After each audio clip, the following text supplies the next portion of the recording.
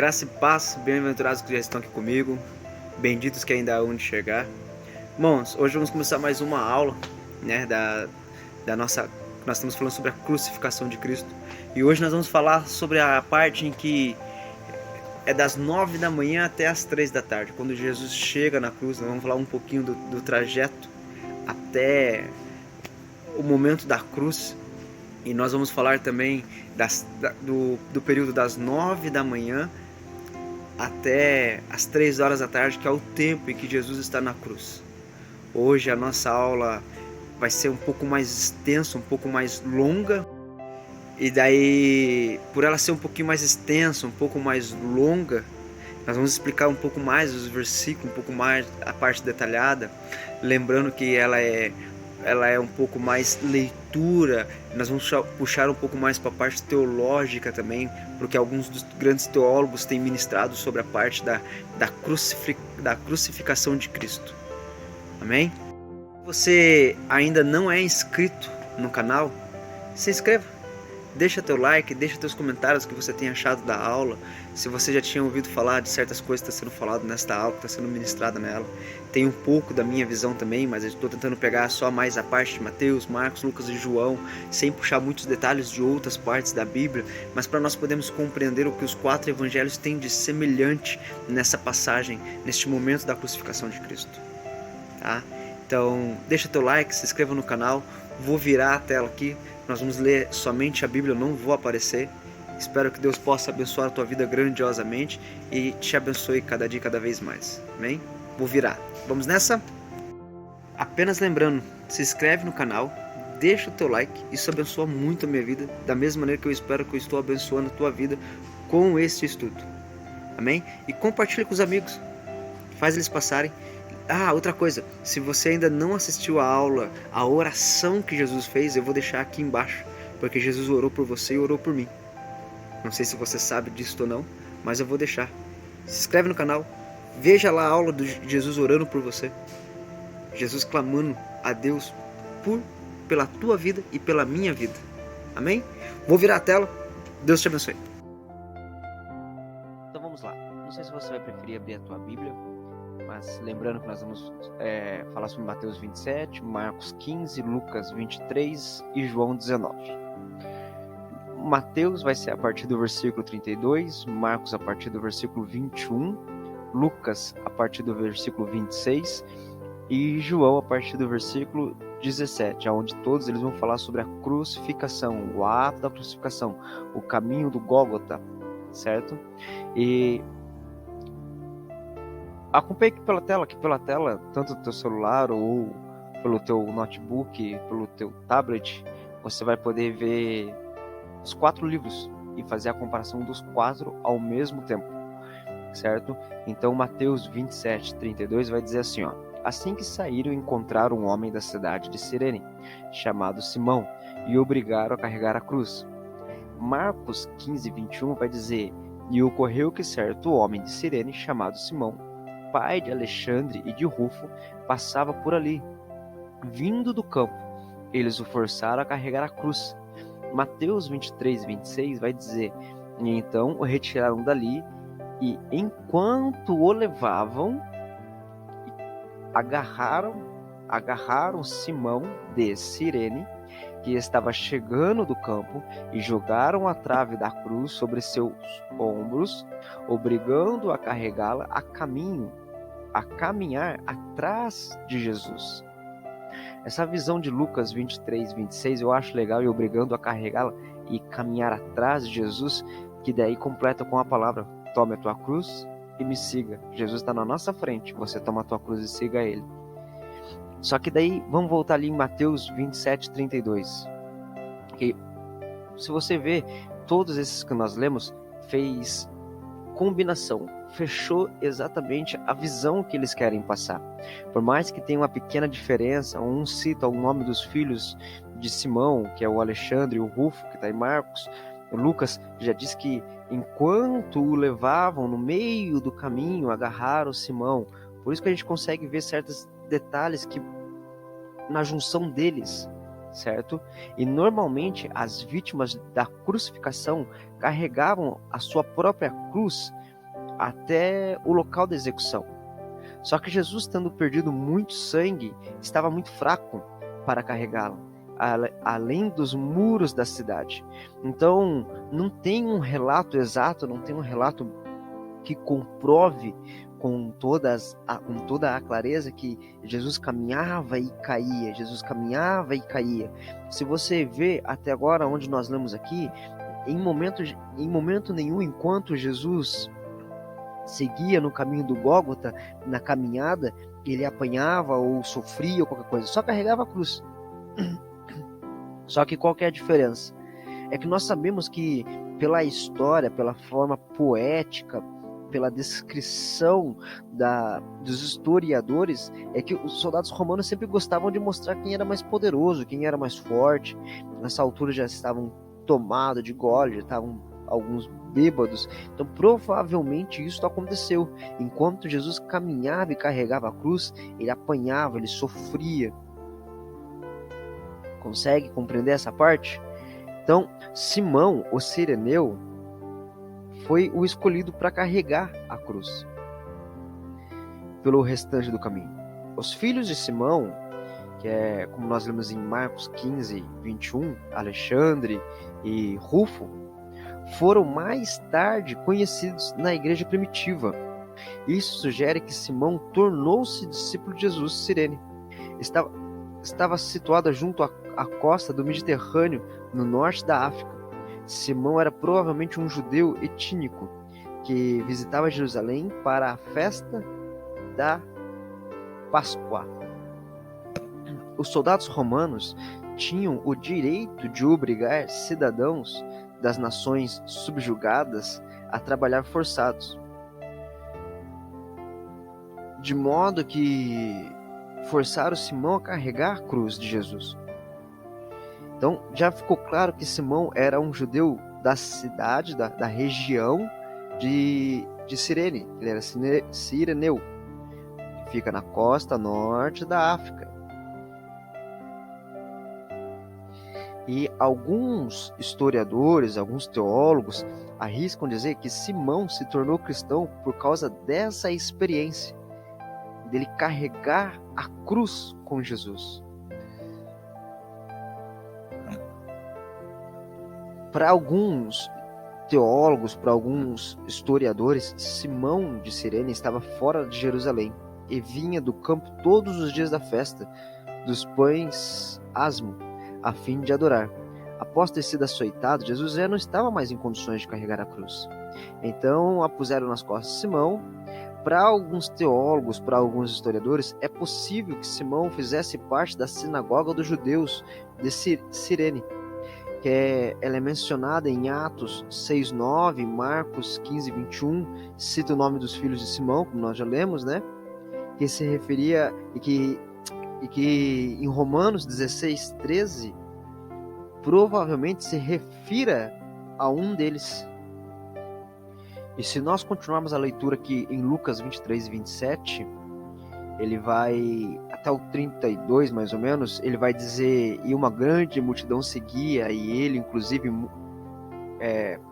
uma grande multidão seguia ele, inclusive muitas mulheres que choravam e pranteavam em desespero.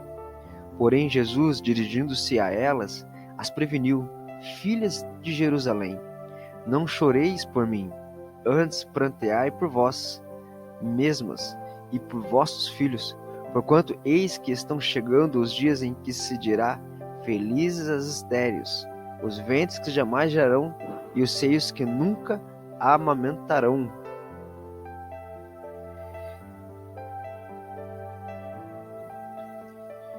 Jesus disse isto às multidões que se levantavam por causa de sua crucificação injusta, que elas deveriam chorar por sua própria família, por causa da futura destruição de Jerusalém. Em tempos terríveis como este, seria melhor nem ter filho. Em seguida, Jesus citou onde é dito que as pessoas pedirão às colinas que as escondam dos massacres da guerra.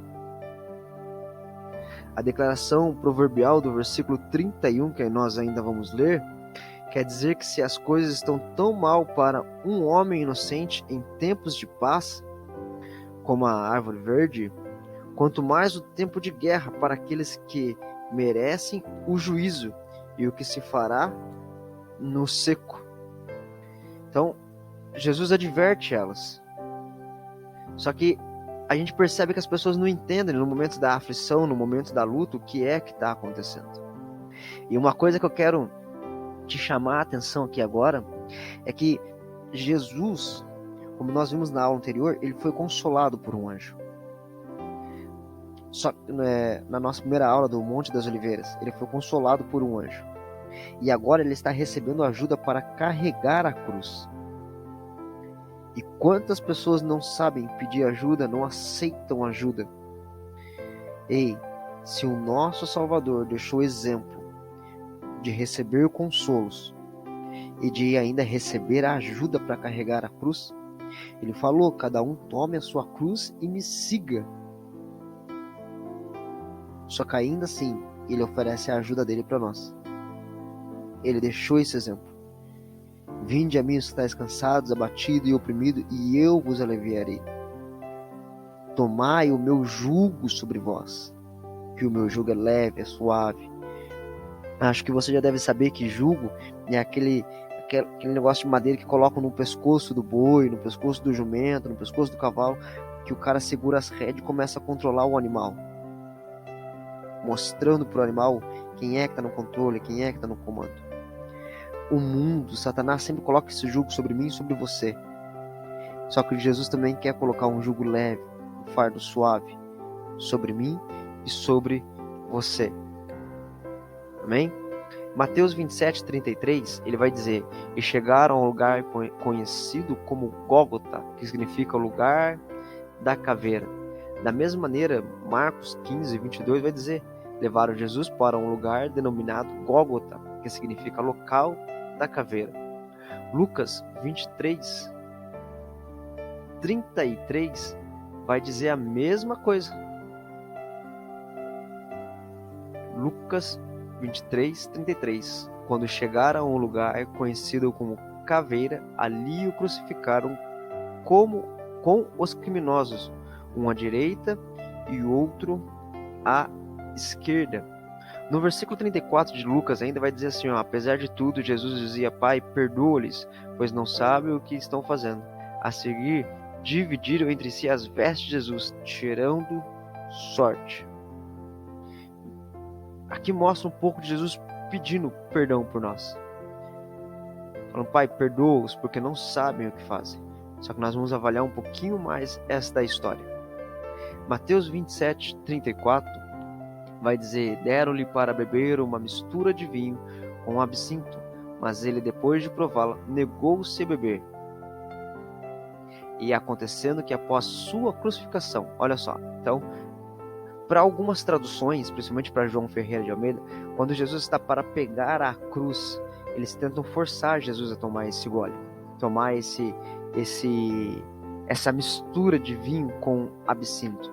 E a mistura de vinho com absinto são ervas, vários tipos de ervas, certo? Onde Marcos 15:23 vai dizer: e deram-lhe vinho misturado com mirra, mas ele não o bebeu. E em Lucas 15:36 eles vão oferecer vinagre para Jesus. Da mesma forma, os soldados se aproximaram também dele, zombavam, oferecendo a ele vinagre. Por que um vai falar vinho com absinto, o outro vinho com mirra e o outro vinagre? Porque o que acontece aqui? Existem divergências e diferença entre a teologia e a arqueologia. Como eu mencionei no começo do vídeo, eu vou te explicar a diferença dos dois, da teologia e da arqueologia. Só que até então existem dois tipos de vinho: o vinho bom, que era o vinho muito bem produzido, e o vinho que em teoria os soldados romanos tomavam pela lei romana. E este vinho era um vinho pobre, um vinho ruim, que havia muitas misturas, e inclusive vinagre neste vinho. Alguns teólogos vão defender a ideia que eles deram isso de beber para Jesus para poder amenizar a dor dele, porque você sabe quando a pessoa está meio embriagada, ela fica anestesiada. Só que Jesus, quando percebe isso, ele gosta. Marcos nos deixa claro isso. Por quê? Porque ele sabia que aquele sacrifício tinha que ser 100% oferecido, que aquele sacrifício tinha que ser 100% ofertado com a mente totalmente ciente do que estava acontecendo, sem que nem um pouco de dúvida, um pouco de alívio pudesse ser obtido, porque tinha que ser um sacrifício consciente, 100%. Então, se sabe que como Marcos 15, 23 diz, e lhe deram um vinho misturado com mirra, mas ele não bebeu. Você vai ver também muitos teólogos dizendo que o vinho misturado com mirra era um narcótico primitivo, só para anestesiar, para deixar ele sem sentidos, assim por se dizer. E conforme nós lemos em Lucas 23, 33, dá para você pegar o versículo 32 e o 33 para poder refletir um pouquinho melhor. Jesus ter sido executado entre dois malfeitores cumpriu a profecia de Isaías 53, 12, bem como as palavras do próprio Jesus em Lucas 22, 37. Aí você me pergunta, mas por que algumas pessoas falam Calvário e algumas pessoas falam Gólgota? O lugar onde Jesus foi crucificado se chamava Calvário. Em aramaico significava Gólgota, local da caveira. O Calvário era em latim, certo? E assim vamos para Mateus 27, 35, que ele vai dizer: e aconteceu que após sua crucificação dividiram entre si as roupas que lhe pertenciam, jogando sortes. E no versículo 36 ele vai dizer: e se acomodaram ali para o vigiar. Ou seja, olha só, Mateus 35, 36 está dizendo que Jesus já está na cruz. Você entendeu? Em Marcos 15, 24 ele vai dizer assim, então o crucificado, dividindo suas vestes, jogaram sorte para saber com que parte cada um iria ficar. No versículo 25 vai dizer: e era 9 horas da manhã, quando o crucificaram.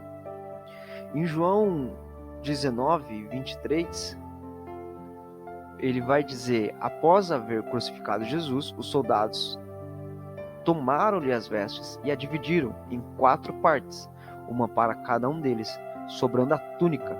Esta, entretanto, era sem costura, tecida numa única peça, de alto a baixo. No versículo 24 de João 19 vai dizer: comentaram assim uns com os outros: não convém rasgá-la, mas vamos decidir por sorteio quem ficará com ela. Isso aconteceu para que se cumprisse a escritura ao declarar: dividiram as minhas vestes entre si e tiraram sorte pela minha túnica. E assim procederam os soldados. Amém? Então a gente sabe que 9 horas da manhã, pelo que nós acabamos de ler, exatamente 9 horas da manhã, como nós lemos em Marcos 15, 25, Jesus já estava na cruz. Olha só para você ver que tudo que nós falamos do Calvário, do julgamento entre Pilatos, Herodes, Jesus volta para Pilatos, ele é açoitado. Até então foi a noite inteira. Mas quando Jesus é colocado na cruz, são 9 horas da manhã, quando ele já está com as suas mãos pregadas e com os seus pés pregados. São 9 horas da manhã. Marcos já vai querer dizer para nós algo mais legal no versículo 24 e 25. Quando ele diz: e havendo crucificado, é tudo que Marcos escreveu sobre o principal evento do Evangelho. A crucificação aconteceu em uma sexta-feira, conhecida hoje como Sexta-feira Santa. O fato de que os 4 soldados do pelotão de execução estarem repartindo as suas vestes e lançando sorte sobre ela cumpriu Salmos 22, 18, João 19, 23 e 24. E nós lemos lá: certo? 9 horas da manhã, em algumas traduções, vai estar como hora terceira. Os judeus contavam o tempo do dia a partir do nascer do sol. Então, algumas traduções vai estar como na terceira hora, e algumas traduções vai estar, claro, 9 horas da manhã. A túnica sem costura pode lembrar o manto de José, lá em Gênesis 37.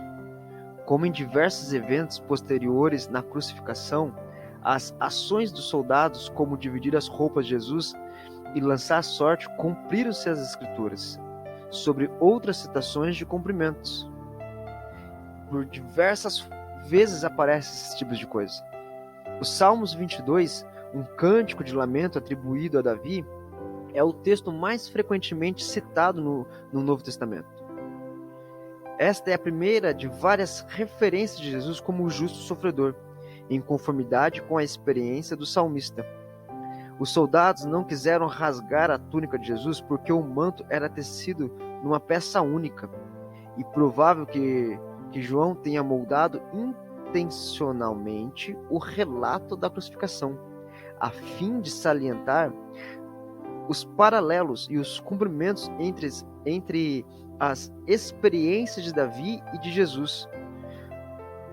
Você pode ver, por exemplo, Salmos 22, do versículo 15 ao 18, menciona a sede do sofredor, suas mãos e pés perfurados e a preservação de todos os seus ossos.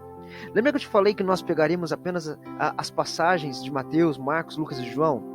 Pois é, eu quero ressaltar mais uma vez aqui que isso que nós estamos fazendo é apenas uma leitura e uma rápida análise. Porque se eu quisesse ter ciência da crucificação por completo de Jesus, eu precisaria montar o quebra-cabeça que é a palavra.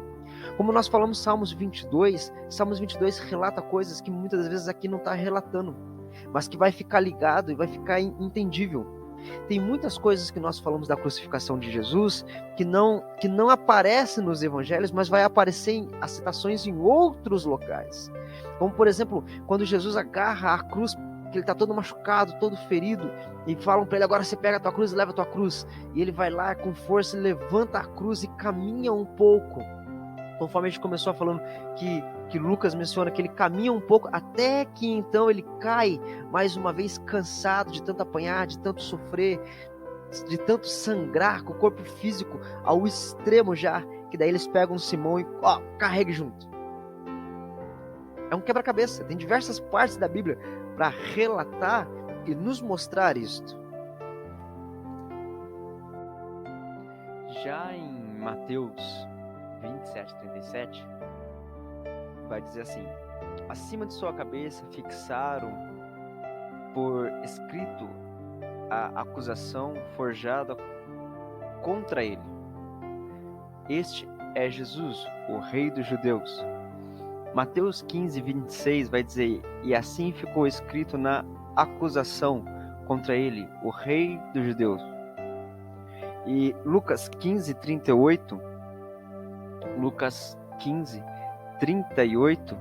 vai estar escrito: também havia sido afixada uma inscrição acima dele, onde se lia: este é o Rei dos Judeus.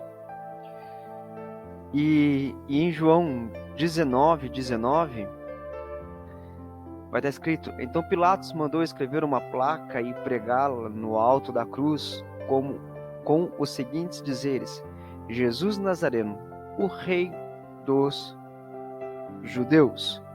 No versículo 20, 21 e 22 do livro de João, vai estar escrito: muitos dos judeus leram a placa de Jesus, pois o lugar em que ele foi crucificado ficava próximo da cidade, e a placa estava escrita em aramaico, latim e grego.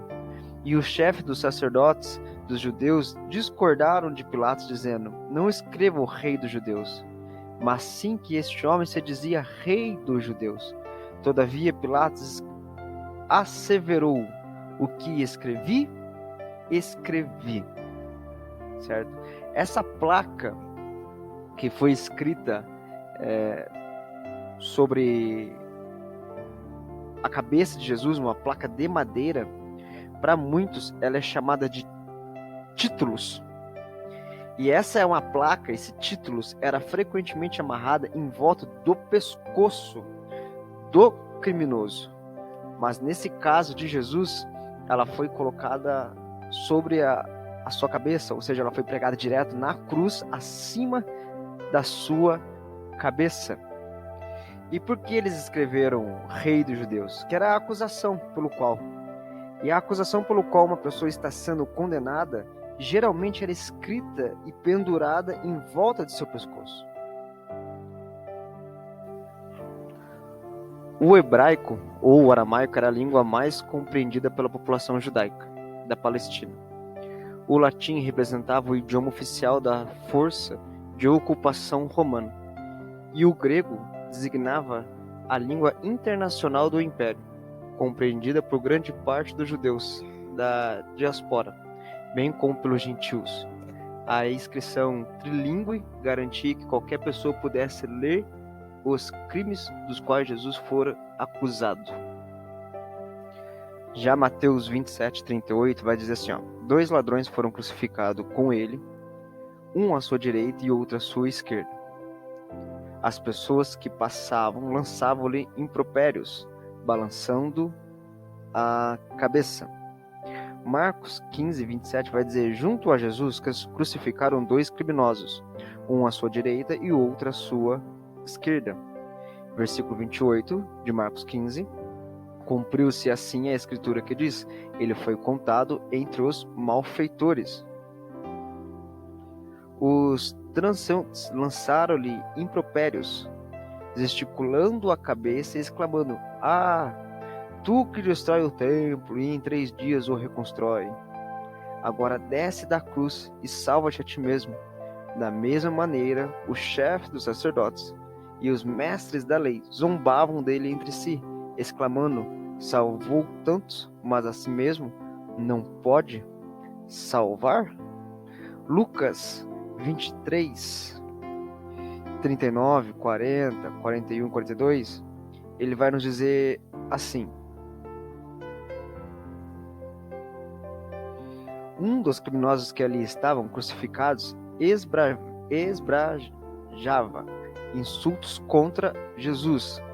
Não és tu, Messias? Salva-te a ti mesmo, e a nós também. Mas o outro criminoso o repreendeu, afirmando, nem ao menos temes a Deus, estando sob a mesma sentença? Nós, na verdade, estamos sendo executados com justiça, pois que recebamos a pena que nossos atos merecem. Porém, este homem não cometeu mal algum. No versículo 42 de Lucas 23, ele vai dizer, então dirigiu-se a Jesus, rogou-lhe, Jesus, lembra-te de mim quando entrares no teu reino. No versículo 43, e Jesus lhe assegurou com toda a certeza, te garanto, hoje mesmo estarás comigo no paraíso.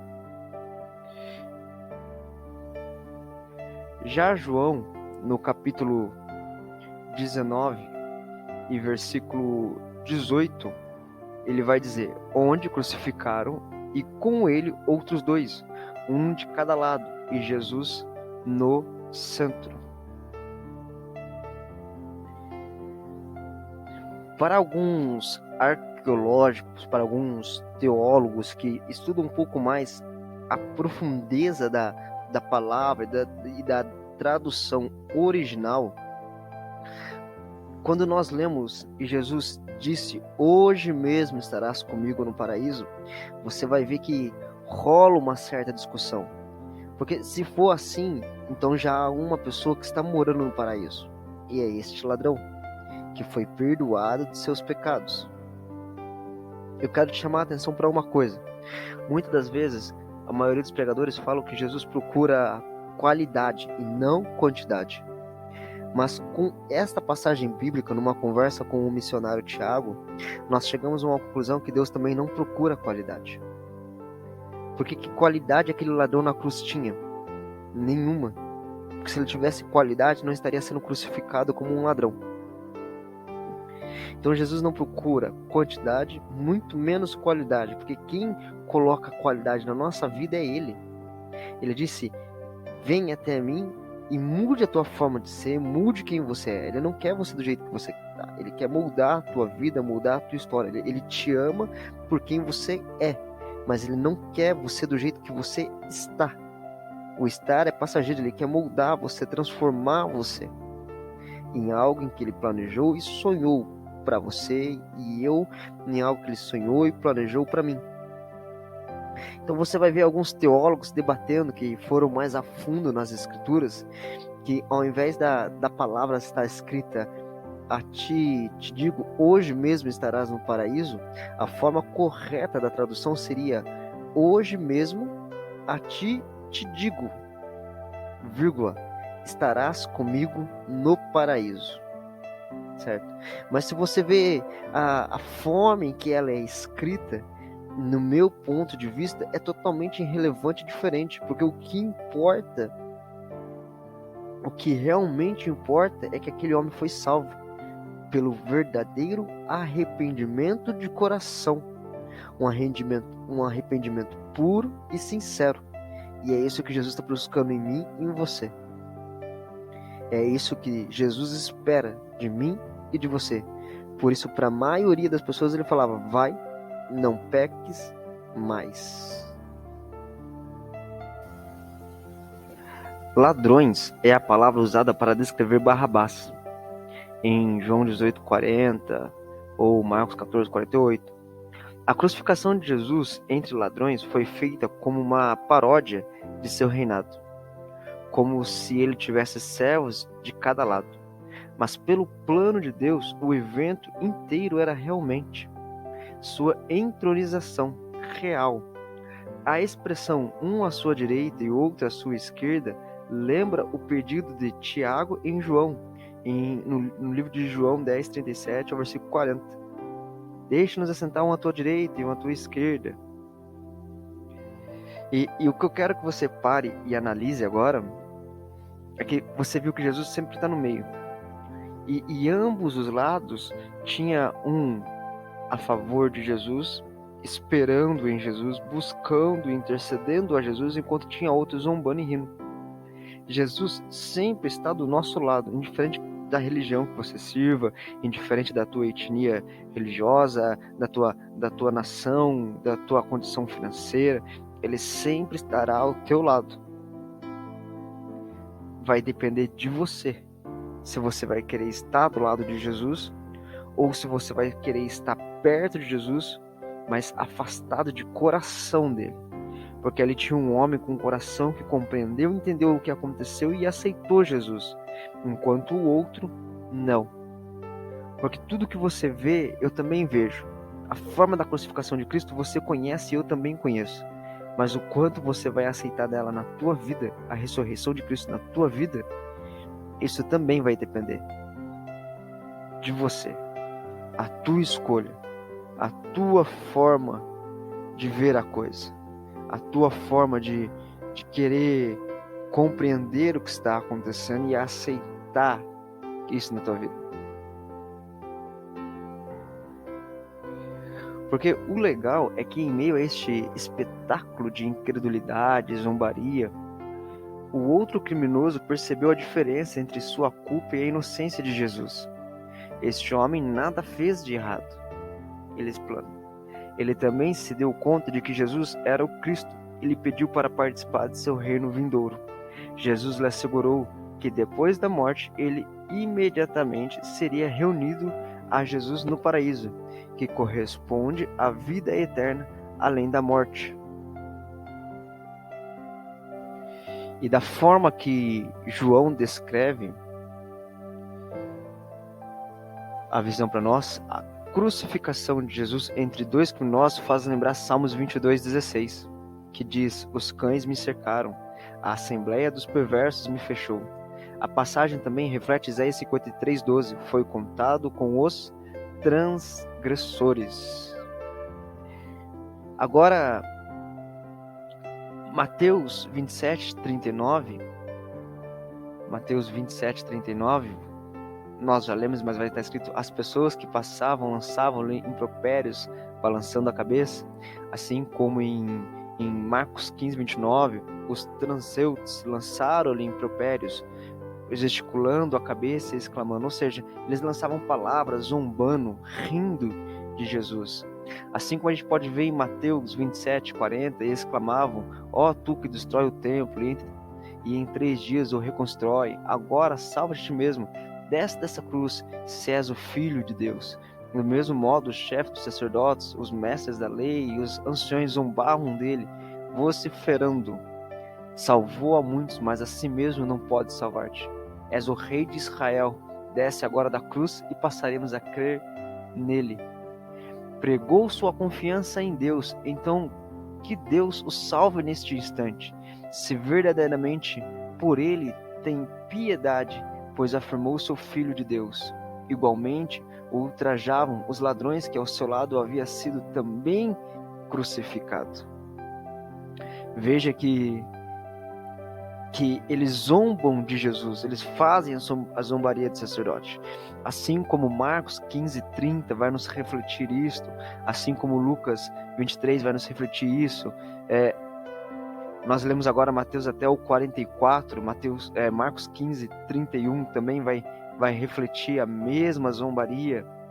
Quando eles falam ali em Mateus 27:42 e em Marcos 15:32, que o Cristo, o Rei de Israel, desça agora da cruz para que vejamos e creiamos, e de igual modo os que com ele foram crucificados o insultavam.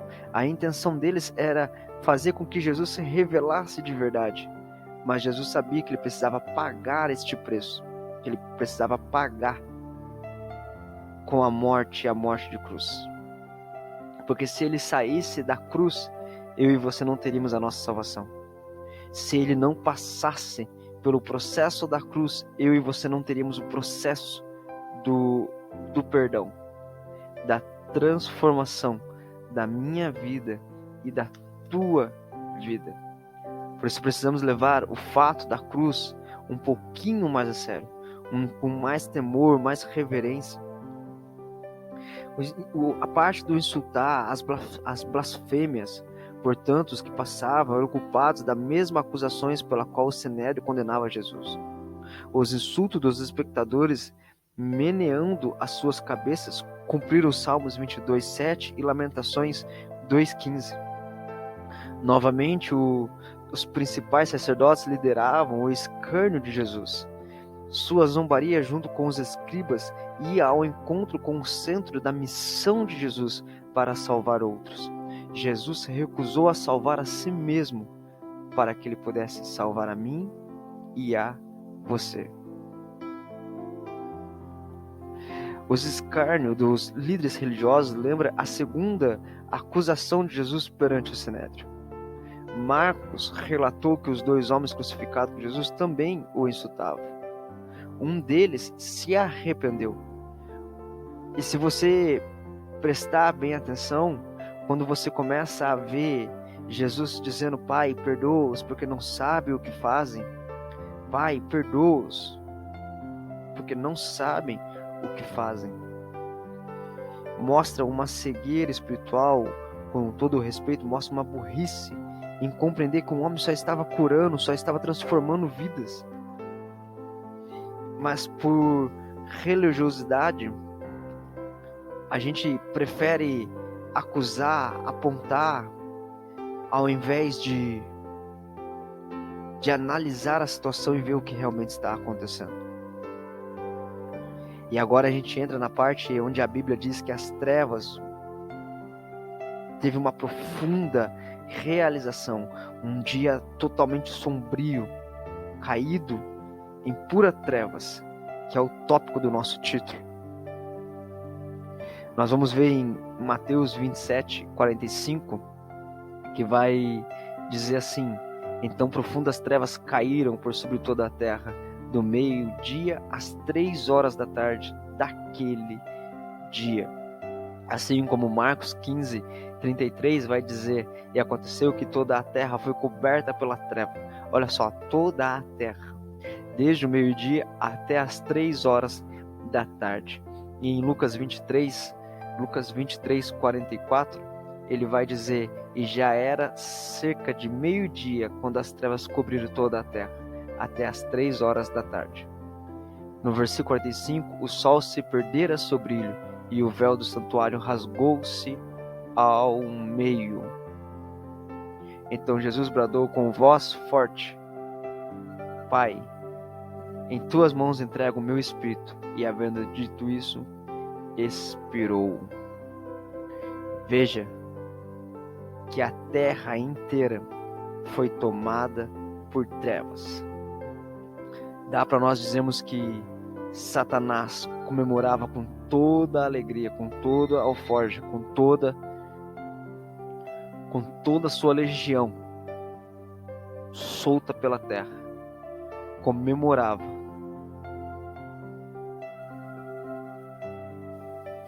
E era natural que as pessoas ali presentes interpretassem as trevas como um julgamento de Deus, conforme Amós 8:9.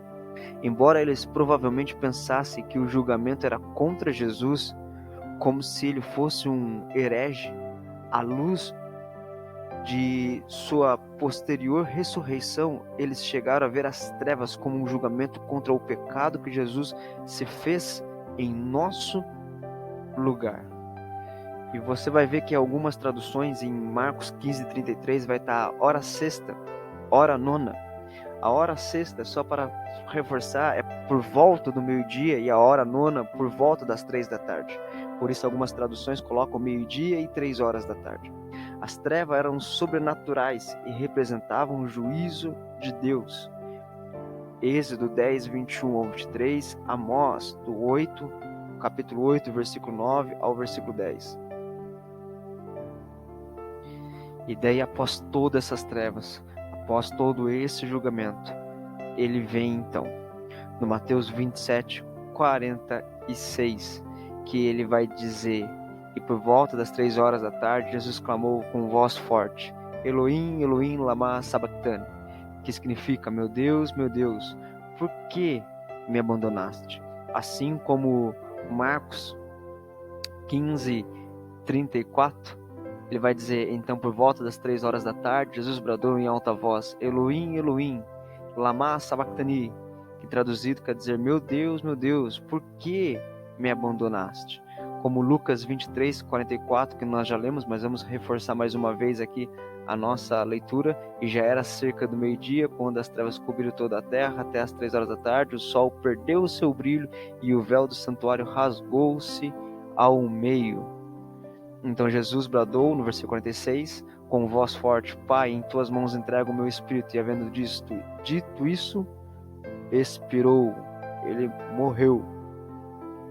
Entregou o teu espírito.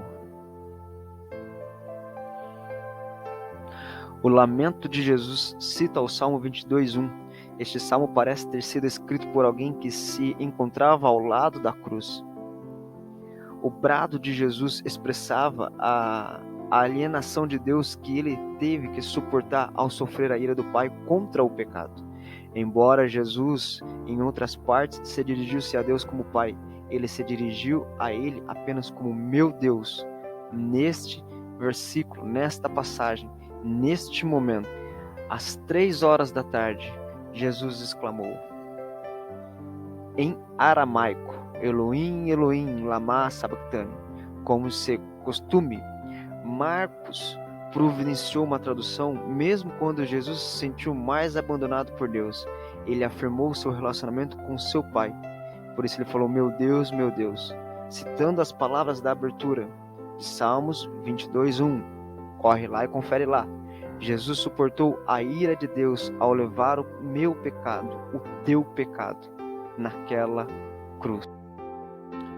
Irmãos, nós vamos parar aqui, porque a aula já passou dos 40 minutos, senão vai ficar uma aula muito extensa. Nós vamos dividir essa aula em 2 partes, né? Lembrando que nós paramos em Mateus 27:46, Marcos 15:34, Lucas 23:46. Ainda vai vir a parte que eles vão achar, que eles vão mencionar e vão falar: ele clama por Elias, né? Achando porque ele falou em aramaico, mudou a palavra, mudou a forma de falar. Nós vamos falar Na próxima aula nós vamos falar de uma coisa muito interessante, sobre a esponja com vinagre, tá? Eu quero te dar a visão tanto teológica quanto arqueológica que tem sido ministrada nos últimos dias, certo? Ainda nós vamos falar do soldado tentando dar o vinagre para Jesus, e nós vamos terminar com a morte de Jesus, certo? Só que eu vou parar essa aula por aqui, porque já passou dos 40 minutos. Então, que Deus abençoe a tua vida e eu te espero até a próxima aula.